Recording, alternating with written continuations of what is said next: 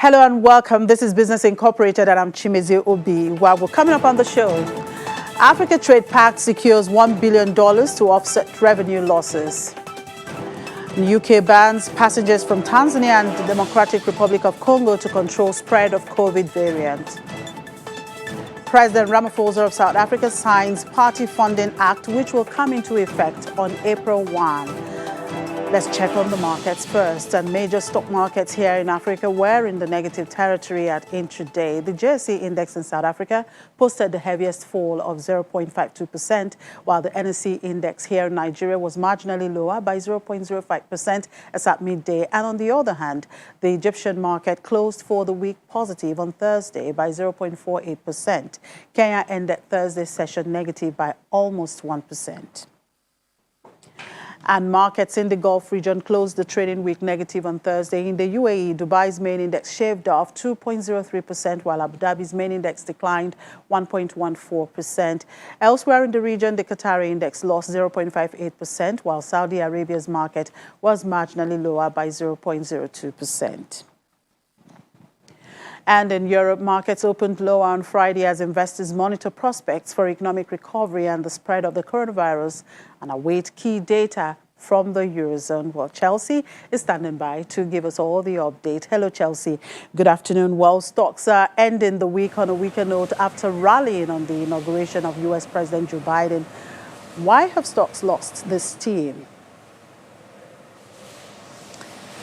Well, the Biden inauguration, this big celebration we've seen, is now over. And I think now investors are getting back to the issues. And what we're confronting is a situation that is still quite dire from a health perspective, from an economic perspective.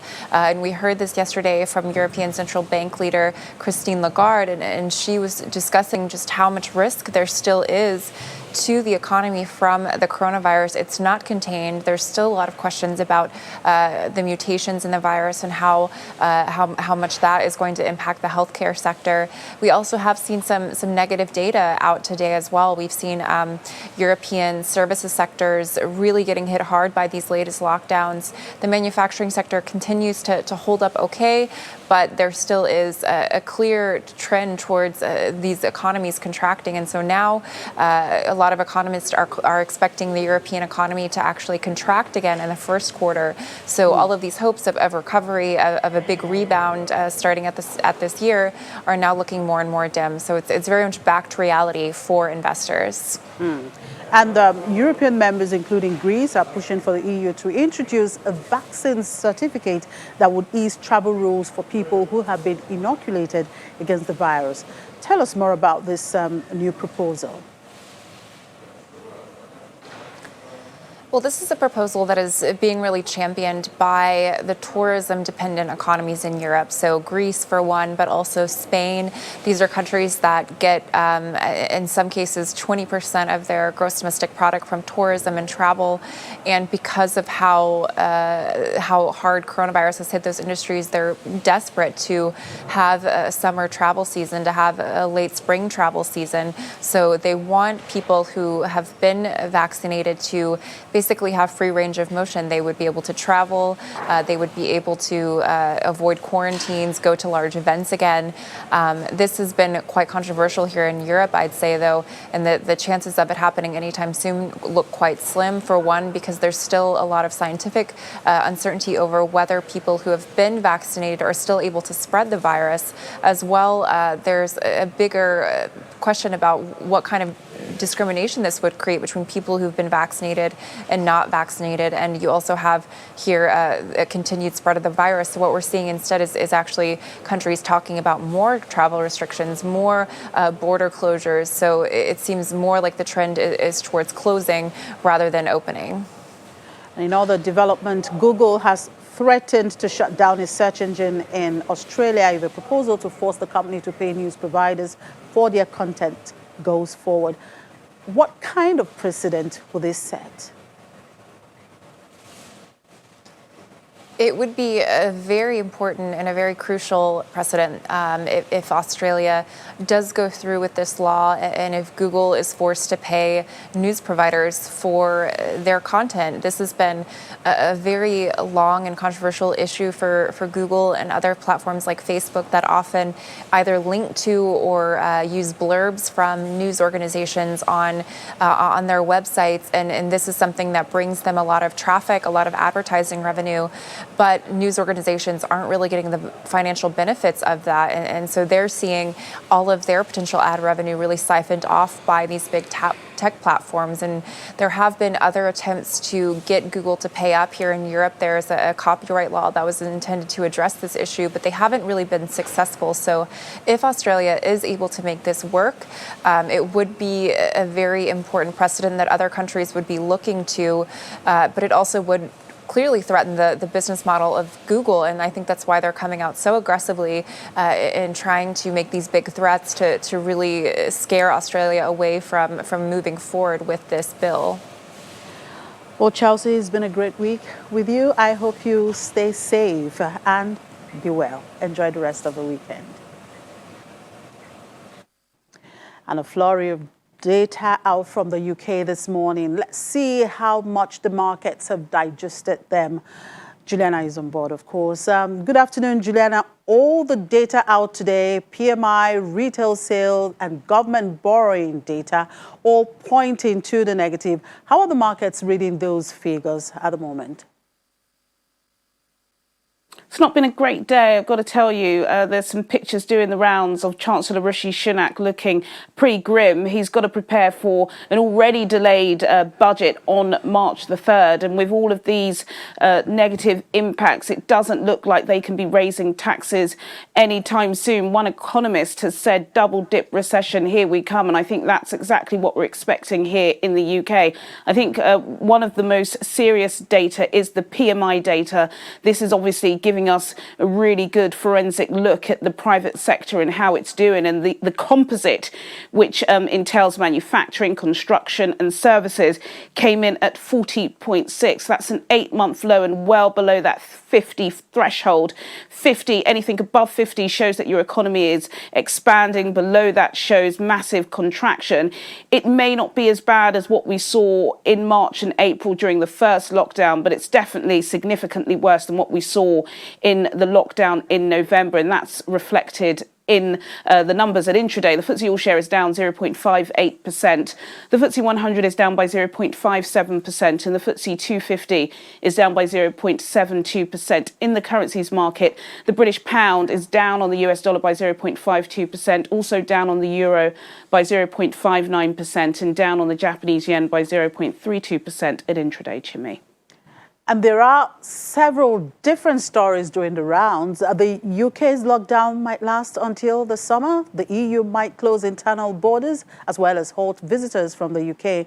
Run us through how the airline stocks are doing at the moment.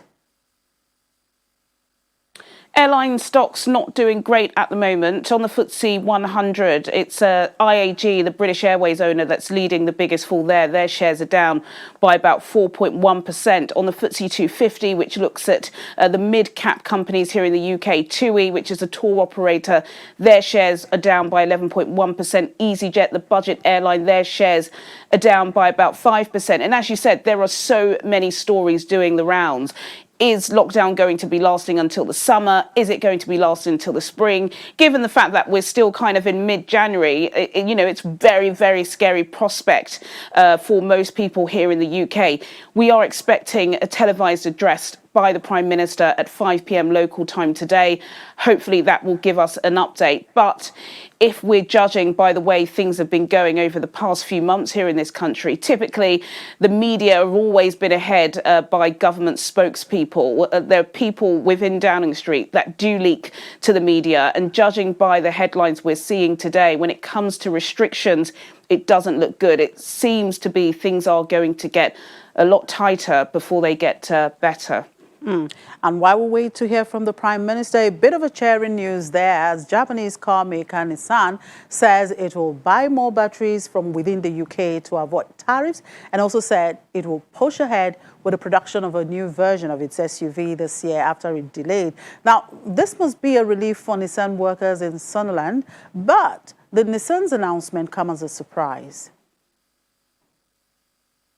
Yeah, definitely a relief for the 6,000 workers in Sunderland. Is it a surprise? I'm not sure if it's a surprise, but it's definitely some welcome news for the Prime Minister, who's been looking for some post-Brexit business boost stories, and Nissan have given it right into his hand. Now, yesterday, Ashwani Gupta, who's the Chief Operating Officer, he was speaking and he said, look, you know, Boris Johnson's Christmas Eve trade deal worked a treat for us. We're really happy. It cemented the fact that we are going to be staying in Sunderland. He also said that he is going to be, Nissan is going to be moving the production of their lithium battery from the United States into the UK, just so they can be within the EU rules when it comes to making sure that everything that you're creating is made within the UK. So this is a very welcome news. We actually got a statement here from the new Business Secretary, Kwasi Kwarteng.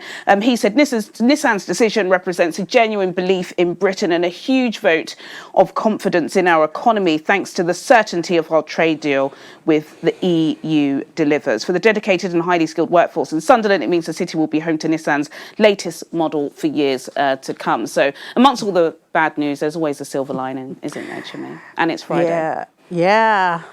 Thank God it's Friday, and a good one for the Prime Minister. And so let's keep an eye on that speech later today. You said 5 p.m., right?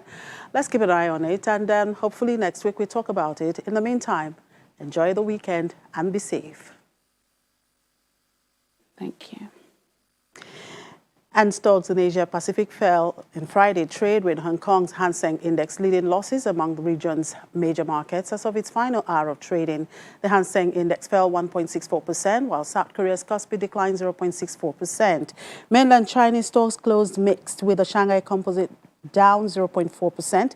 The Shenzhen Component rose 0.69%. In Japan, the Nikkei 225 slipped 0.44%, while the Topix Index shed 0.21%. In Australia, the S&P ASX 200 dipped 0.34%. MSCI's broadest index of Asia Pacific shares outside Japan fell 0.86%. And contracts tied to the major U.S. stock indices slipped early on Friday morning as Wall Street appeared headed to close out the record-setting week on a muted note. Dow futures lost 131 points, while S&P 500 futures ticked below the flat line. Nasdaq 100 futures also traded in negative territory. The after-hours moves came after a strong showing from the Nasdaq Composite earlier in the day. During the regular session, the index rose to another record as investors set bets for strong tech earnings next week. Wall Street's eyes are still turned towards Washington as new President Joe Biden works to lay the early foundation of his COVID-19 and economic recovery agenda. And global oil market prices dropped on Friday morning, retreating further from 11-month highs hit last week, weighed down by worries that new pandemic restrictions in China will curb fuel demand in the world's biggest oil importer. Brent crude futures fell 0.8% to $55.65 a barrel, while U.S. West Texas Intermediate crude futures dropped 1% to $52.60 a barrel. Recovering fuel demand in China underpinned market gains late last year, while the United States and Europe lagged. But that source of support is fading as a fresh wave of COVID-19 cases has packed new restrictions to contain the spread.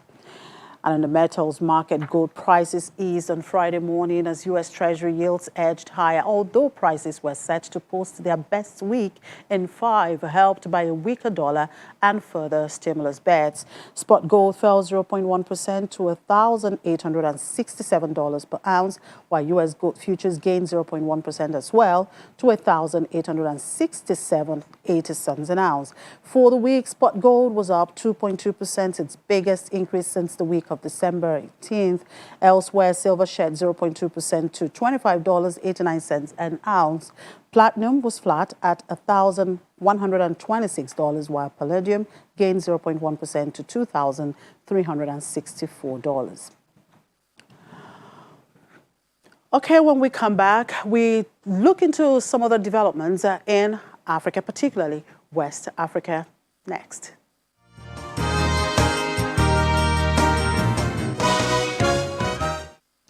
West Africa came into 2021 off the back of a series of key elections and facing the economic fallout of the COVID-19 pandemic. The region fell into a recession with exports hit hard by the slump in global demand. Although the world is facing a new wave of the COVID-19 pandemic, what does the year 2021 portend for West Africa? Ted George, the Chief Narrative Officer at Clio's Advisory in London, joins us now to talk to us. Hello, Ted. Good afternoon and Happy New Year to you. Happy New Year to you as well. It's good to be back on Channels TV. Good to have you. Well, it appears that West Africa has not been as badly affected by COVID as North America or Western Europe. Which countries in the region do you think have fared the best? Well, it's been very strange when you look at the number of COVID cases in West Africa. Over the past year, they've been generally very low, maybe a dozen or a few hundred a day. And the reality is that it doesn't appear that COVID is as infectious or as deadly as it is in Western Europe or North America. This could reflect the warmer climate, which is harder for the virus to spread. The younger population, over 60% is under the age of 25. There's also lower rates of travel between countries. A lot of people spend their lives outdoors as well. So all of this affects the transmission, but we haven't seen a dramatic rise in hospital admissions or deaths in West Africa, which is a good thing. That said, we have seen a surge in infections recently, particularly in South Africa, and even in Nigeria, the infections are up 25% in the last month. So there is a risk there. But the reality is the major risk coming from COVID to the region is really the economic impact, the disruption of business, of travel. Because actually, if there was any region which is well prepared for dealing with the pandemic, it is West Africa. Now, with the inauguration of a U.S. president, how will the Biden administration be different for West Africa than the Trump era? Well, I think there's definitely going to be a change in tone. We're going to see a much more collaborative approach, a much greater outreach from the American administration to try and repair a lot of its alliances. And we've already seen in some of the first executive orders of President Biden that the US will be joining the COVAX plan, which aims to get more vaccines to developing markets like Africa as soon as possible. I would expect a more progressive approach as well with things like reproductive health, which under the Trump administration was much more conservative. But I think the reality is that Africa remains a security issue when America is looking at it. They're very concerned about Islamic terrorists. They're very concerned about ensuring security in the region. And I would expect that that will continue as well. But I would definitely expect more of reach towards Africa and for Africa to actually appear on the American strategy rather than just being an afterthought as it appeared to be under Trump. Now, the AfCFTA came into force on the 1st of January. What will this mean for West Africa and Nigeria in particular? And what opportunities do you see there open up? And what are the hotspots for growth and investment in West Africa this year? Well, I think the AfCFTA is a huge opportunity for all of West Africa. It is going to challenge the incumbents. There's no doubt about it. But if you look at a country like Nigeria, the real opportunity here is actually to make Nigeria part of a cross-border value chain in Africa. Up to now, it's mostly been Nigeria importing goods and re-exporting them. Now there's an opportunity to have semi-processed goods manufactured in Nigeria and then finished off in other African countries. This could be consumer goods, clothing, shoes, food products as well. It's a chance to think differently for Nigeria, but it is going to be a challenge. But when we look at this year for 2021, I think there's no doubt that there's going to be a rebound in countries like Nigeria. We've seen a recovery in the oil price, even though it weakened a bit today.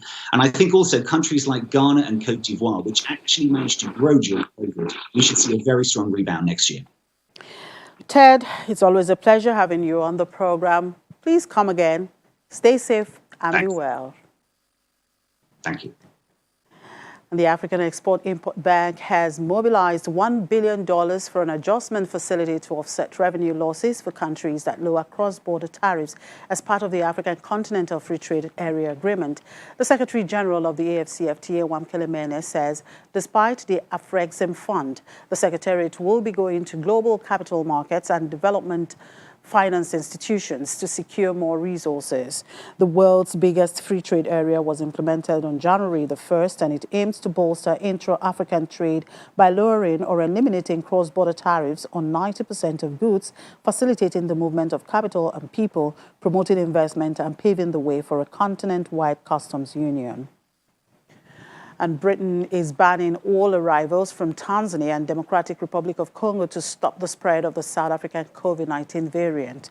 According to the UK Transport Secretary, Grant Shapps, explains that only British and Irish nationals and third country nationals with residence rights from these countries are exempt from this ban. The ban takes effect today, January the 22nd.